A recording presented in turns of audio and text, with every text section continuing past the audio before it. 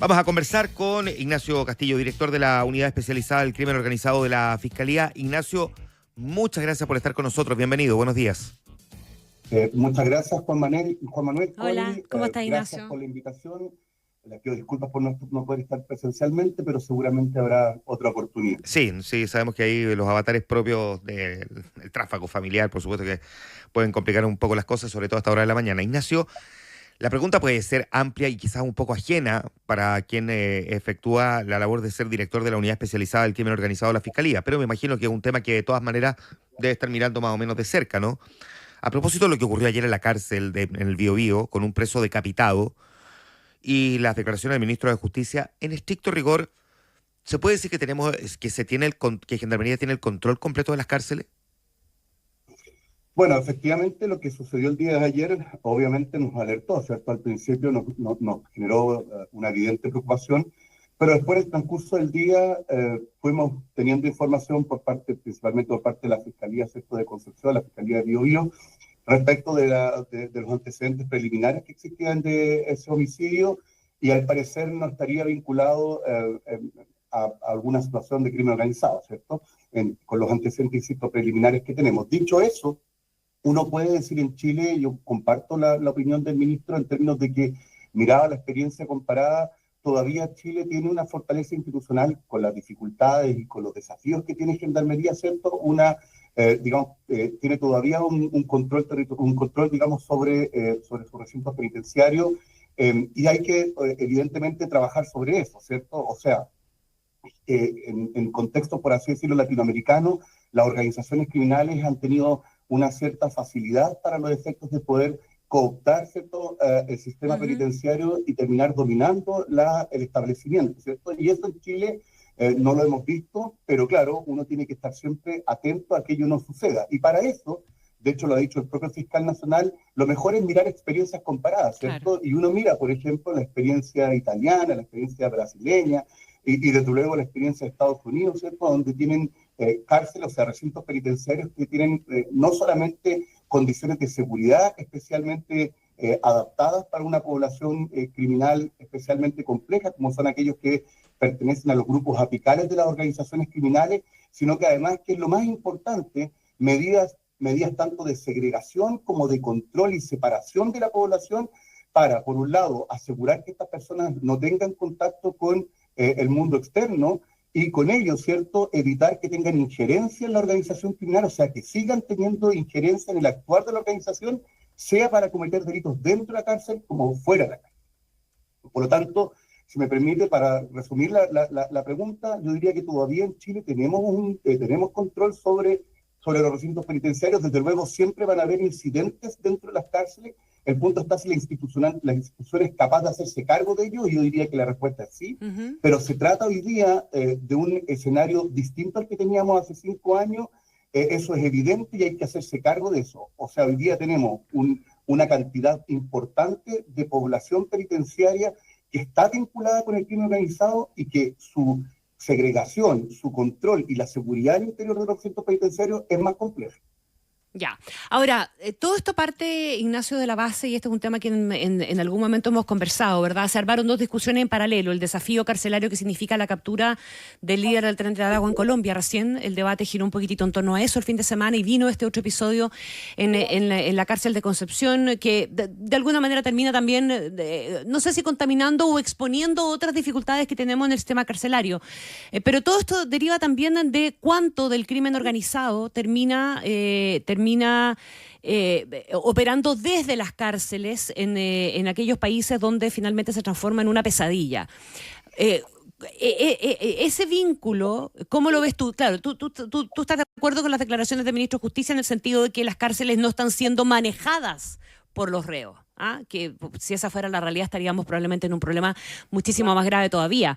Pero el diagnóstico parte de la base de que el crimen organizado a la larga se va tomando las cárceles, va cooptando esos espacios y opera desde ahí hacia afuera. Por lo tanto, estamos hablando de una herramienta fundamental para el control del crimen organizado.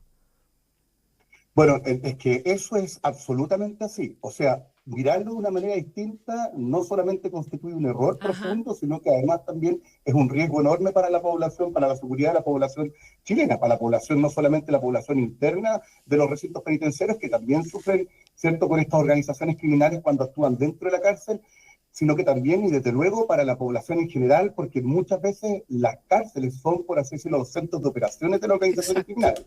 A eso apuntaba yo recién, Connie, es decir, hay algo que hoy día no podemos dejar de mirar o reconocer, que es que nuestra realidad en términos de crimen organizado ha cambiado radicalmente en los últimos 5 años, ¿cierto? Tenemos hoy día, a diferencia de lo que sucedía hace un lustro o una década, tenemos organizaciones transnacionales que han operado en Chile, que están operando y que seguramente van a seguir operando, y nosotros seguiremos ejerciendo la persecución penal respecto de ellas. Pero esos integrantes de la organización, cada vez que nosotros los detenemos, y en Chile ya tenemos una importante cantidad, insisto, de sujetos del Tren de Aragua y otras organizaciones que están privados de libertad. Perdona, ¿coincide el dato que tienen ustedes con el que entregó el Ministerio del Interior? Solo para hacer ese check. 113 detenidos del Tren de Aragua, decía Interior. Nosotros tenemos un número que es más alto que ese, pero claro, esto tiene que ver con cuándo se vinculan con organizaciones criminales. Y acá también, Connie, hay que nosotros tenemos un dato que va más bien cerca de los 250 aproximadamente, un poco menos. Pero yo insisto sobre un punto que lo he dicho en otras oportunidades.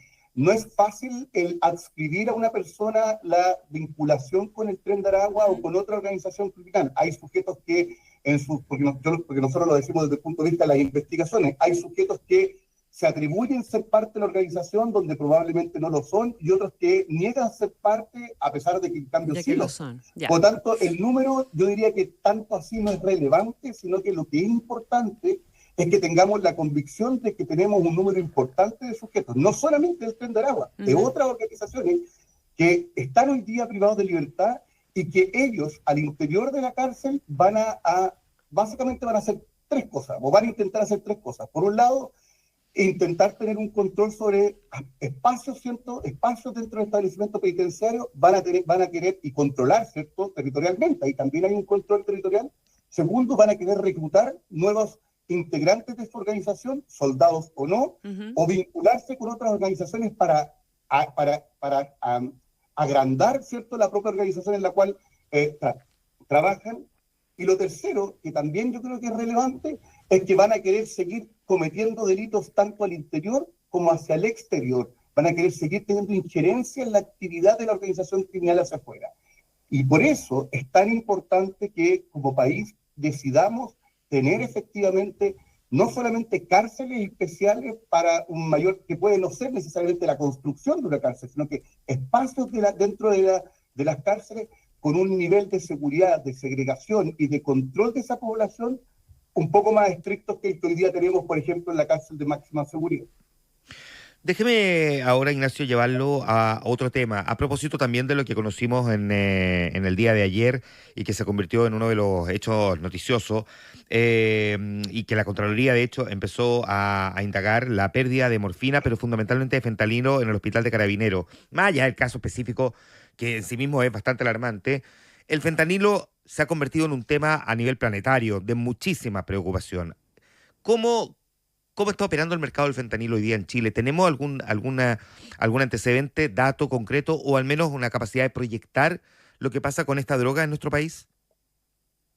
Sí, efectivamente, pero permítame hacer algo un poquito más general. Sí. Efectivamente, lo que ha dado cuenta hoy día el mercado ilícito del tráfico de drogas es un giro, ¿cierto?, hacia una cierta preeminencia de lo que son las drogas sintéticas, y no solamente en el mercado ilícito chileno del tráfico de drogas, sino que además también en el mundo. Es decir, hoy día, si uno mira, por ejemplo, los documentos que salen de las Naciones Unidas, la preocupación está dada, ¿cierto?, por el incremento, todavía en niveles más bajos que la cocaína y el cannabis sativa, pero lo importante acá son las tendencias, ¿cierto?, es el incremento en la tendencia, ¿cierto?, en el consumo de drogas sintéticas.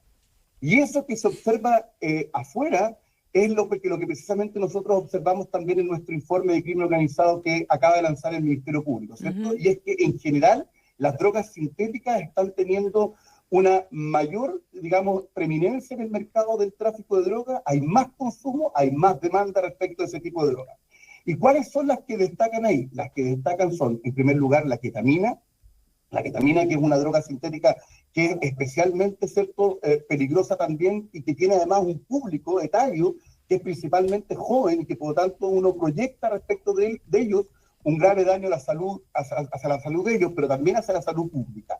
Después, las metanfetaminas y todas sus formas, digamos, ¿cierto?, de composición, también son drogas que se han ido incrementando en términos de su incautación, y por lo mismo también, obviamente, en el consumo.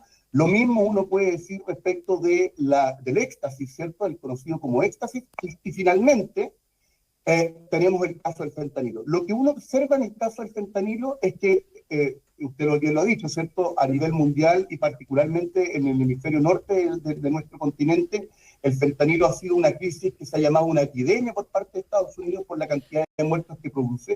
Es un opioide sintético extremadamente fuerte, con una capacidad mortal muy elevada, es decir, con una dosis muy baja. La gente que la consume entra en un riesgo inminente, ¿cierto?, de morir. Y por lo tanto, respecto de ella hay que tener especial cuidado. En Chile lo que nosotros hemos observado es que fentanilo sólido, que es el fentanilo que más se consume en Estados Unidos, hemos encontrado solo en una ocasión, en una investigación en el año 2022, en noviembre del 2020. Pero lo que sí hemos visto es un incremento importante, y muy importante, ¿cierto?, de desviaciones de fentanilo en solución inyectable, es decir, de manera líquida para que la gente lo entienda. Ampollas. Y esto en ampollas. Y de hecho, el ejemplo que usted mencionaba es precisamente un ejemplo de ampolla, pero así lo vimos la otra vez, la semana pasada, en un procedimiento que se hizo, ¿cierto?, en la zona occidente, a través de la Fiscalía Regional Metropolitana Occidente, que hizo un gran trabajo y que logró, ¿cierto?, la desarticulación de un grupo, digamos, de una organización que, entre otras cosas, tenía ketamina y ampollas de fentanilo. Y por tanto, ¿a qué voy? A que aquello que empezamos a observar hace un tiempo, hace 1 o 2 años atrás, que era la desviación principalmente de hospitales, laboratorios u otros lugares, digamos, por así decirlo, en ese mismo contexto, desviación de ampollas principalmente para consumo, por así decirlo, para consumo respecto de personas que tenían alguna necesidad en términos, por así decirlo, analgésica. Hoy día eso se ha ido ampliando, o eso es lo que nosotros estamos proyectando, se ha ido ampliando a otro tipo de consumidores, y eso efectivamente es una preocupación, o nos genera una fuerte preocupación, porque supone la formación de una demanda, ¿cierto?, de consumidores que eventualmente pudiese afectar, ¿cierto?, la oferta, y eso puede generar que efectivamente el fentanilo se transforme en un problema mayor en términos de salud pública. Estamos conversando con Ignacio Castillo, director de la Unidad Especializada de Crimen Organizado del Ministerio Público, de la Fiscalía. A propósito de eso, de las drogas sintéticas, Ignacio, ¿qué tan distinta es la investigación y la persecución, verdad, de todos los delitos que están asociados a este tipo de droga respecto de lo que teníamos acostumbrado, que fundamentalmente era marihuana, cocaína, etcétera, en términos de dificultad de encontrar a quienes la fabrican, la distribuyen, la roban, la convierten, la sintetizan, etcétera, etcétera? ¿Y cuánto da cuenta también este giro de cómo se va reconvirtiendo el mercado y por lo tanto de cómo va mutando el crimen organizado? Tú cortas la sábana por acá, pero la estiras por el otro lado o el embudo también tiene un poquitito el mismo efecto, ¿verdad? Aprietas por acá y sale por el otro lado también. Entonces, ¿cuánto habla de cómo se puede definir la efectividad que tenemos en el combate al crimen organizado _drogas, que es a donde está principalmente asociado? Sí, esa es una muy buena pregunta, Connie, porque nos pone frente a un tema que yo creo que es relevante, que es conocido, pero no hay que olvidarlo, que tiene que ver con cómo ha mutado desde el punto de vista del crimen organizado, ¿cierto?, la vinculación de las organizaciones con la actividad del negocio ilícito de las drogas, que es lo que también refleja el informe, ¿cierto?, del Ministerio Público. Hace 10 años atrás, Chile era más o menos considerado, a pesar de que teníamos un consumo interno, era mirado desde el punto de vista de las organizaciones criminales más bien como un país de paso, digamos de paso donde la droga pasaba, sea para ser, ¿cierto?, enviada hacia Europa, o bien para limpiar las rutas de la droga que venía, por ejemplo, del Valle del Cauca. Ustedes saben que Perú, Bolivia y Colombia son uno de los principales productores de cocaína del mundo, por lo tanto, en esos años, ¿cierto? Los puertos chilenos eran utilizados, y eso lo detectó las Naciones Unidas, ¿cierto? Como un puerto, o sea, como una manera de limpiar, ¿cierto?, la ruta para Europa. Claro. Lo que uno ha observado en los últimos 5 años, o sea, del 2015 al 2023, pero con una presencia, digamos, más específicamente entre el 2018 y el 2023, es que ha ido cambiando esto, y el tráfico ha ido digamos, dicho de otra manera, el microtráfico ha ido creciendo en el contexto del crimen organizado, y por lo tanto se ha ido transformando en el primer negocio ilícito dentro del negocio del tráfico ilícito, ¿ya? Entonces, dentro del tráfico de drogas, ¿cierto? Entonces, ¿qué nos dice eso? Eso nos dice que el microtráfico, al constituirse en el eje central de este negocio ilícito del tráfico de drogas, evidentemente tiene vinculados ciertos delitos anexos, que son los que hoy día, por así decirlo, que es lo que hoy día nosotros estamos viendo, sobre todo en nuestras poblaciones, en nuestros asentamientos, en nuestras tomas. Es decir, control territorial, uso de armas, homicidios, secuestro, es decir, delitos conexos que se vinculan con el delito de tráfico, que tiene mucho más sentido en el microtráfico que en el tráfico de grandes cantidades, que sigue habiendo, pero que, como le digo, en términos de mercado, ha ido cambiando en su morfología. Uh-huh. ¿Y esto por qué es importante? Porque efectivamente parte de esa droga que se vende en el contexto del microtráfico, y que es la que yo explicaba que ha ido creciendo, es precisamente la droga sintética. Y por eso que nos ponen este desafío importante, que es un desafío que viene usted planteado, que es el desafío de la persecución. Claro. Es decir, el generar persecuciones específicas respecto de organizaciones criminales que tienen control territorial, que pretenden dominar un territorio para, a partir de ahí, no solamente vender drogas, por ejemplo, estas drogas sintéticas, sino que además tener control de otras actividades criminales, o bien realizar delitos parasitarios o predatorios, como por ejemplo la extorsión y los secuestros. Y si ustedes se dan cuenta, eso es lo que hemos venido haciendo como Ministerio Público, principalmente en los últimos 2 años, con el evidente y fuerte apoyo tanto de la Policía de Investigaciones como de Carabineros, que ha sido estar entrando en estos sectores que son vulnerables, controlados territorialmente, y hacer que las organizaciones criminales sepan que ese control que pretenden quitarle al Estado no es tal, y que ahí estamos nosotros para, de alguna manera, ¿cierto?, reimponer el Estado de Derecho. Ignacio, déjame llevarte ahora a otro tema. Conocimos en los últimos días la detención de uno de los cabecillas del Tren de Aragua en Chile, Carlos Francisco Gómez Moreno, Bobby, le dicen, por parte de la policía colombiana. ¿Se tiene alguna sospecha, pista o indicio de que eventualmente haya tenido alguna injerencia en el crimen de Ronald Ojeda?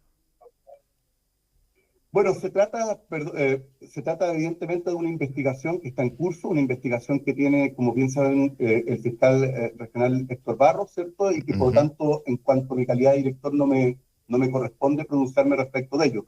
No puedo pronunciarme respecto a una investigación que está en curso y respecto a la cual quien la dirige además es el fiscal regional Héctor Barros. Así que le pediría que me excuse respecto a esa pregunta.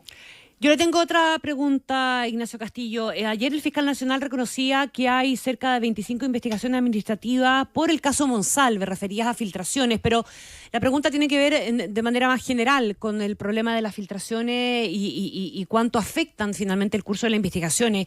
Me imagino que en materia de crimen organizado y la unidad que usted encabeza debe ser un tema tremendamente delicado. ¿Cómo se custodia el bien que significa el contenido de las investigaciones para evitar justamente estas filtraciones, y cuánto perjudican y eventualmente cuánto también sirven y se pueden usar con un cierto sentido estratégico como parte de?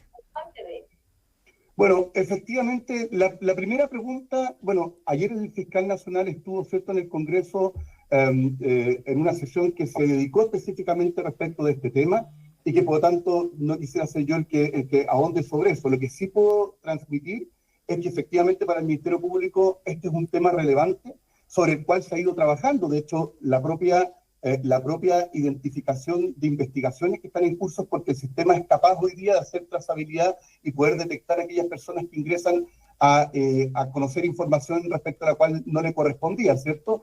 Pero lo que destacó el fiscal nacional, y en eso uno no puede sino compartirlo, es que las reglas hoy día que hay sobre entrega de antecedentes al resto de los intervinientes, es decir, las reglas procesales que hoy día tenemos para que el resto de los intervinientes se conozcan, digamos, los antecedentes de la investigación, son, a mi juicio, extremadamente laxas, lo cual evidentemente permite que exista, ¿cierto?, una entrega de información que finalmente puede poner en riesgo las investigaciones penales. Dicho eso, en materia de crimen organizado, esto es especialmente complejo por varias razones. Primero, por un tema que tiene que ver con las propias investigaciones, es decir, el resguardo de la investigación. En general, estas investigaciones de crimen organizado son especialmente sensibles, tienen información que es muy relevante, pero además también de cuya reserva, ¿cierto?, se tiene que hacer un especial cuidado, y además también porque dentro de la investigación tenemos información de personas, por ejemplo, informantes, agentes encubiertos o cooperantes, por ejemplo, que respecto de ellos, el mantener la reserva de su identidad no es solamente una cuestión que implique que la investigación pueda verse estropeada, pueda verse de alguna manera dificultada o frustrada, sino que derechamente tiene que ver con la vida de estas personas. Por lo mismo, todo lo que se puede hacer, tanto desde el punto de vista institucional, ¿cierto?, para los efectos de poder asegurar que esa información no salga,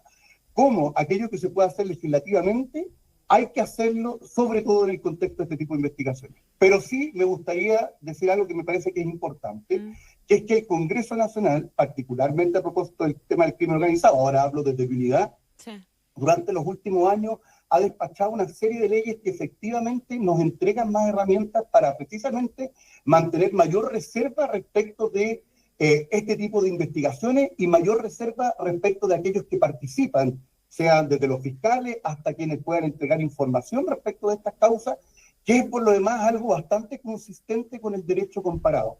Y por tanto, lo que uno pediría ahí es que efectivamente eso se cumpla por todos los intervinientes que tenemos, ¿cierto?, que participan de este tipo de investigaciones.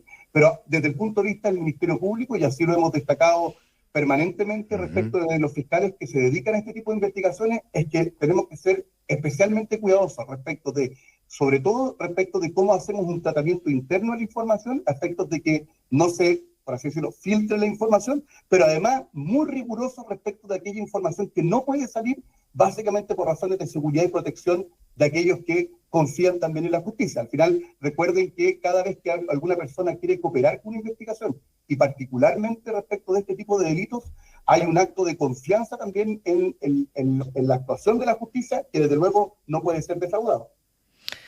Muy bien, pues queremos agradecer estos minutos de conversación. Ignacio Castillo, director de la Unidad Especializada del Crimen Organizado de la Fiscalía. Muchísimas gracias por estar esta mañana con nosotros en Infinita, Ignacio. Muchas gracias a ustedes y tendremos otra oportunidad de vernos. Gracias. Sin duda. Muchas gracias, Ignacio.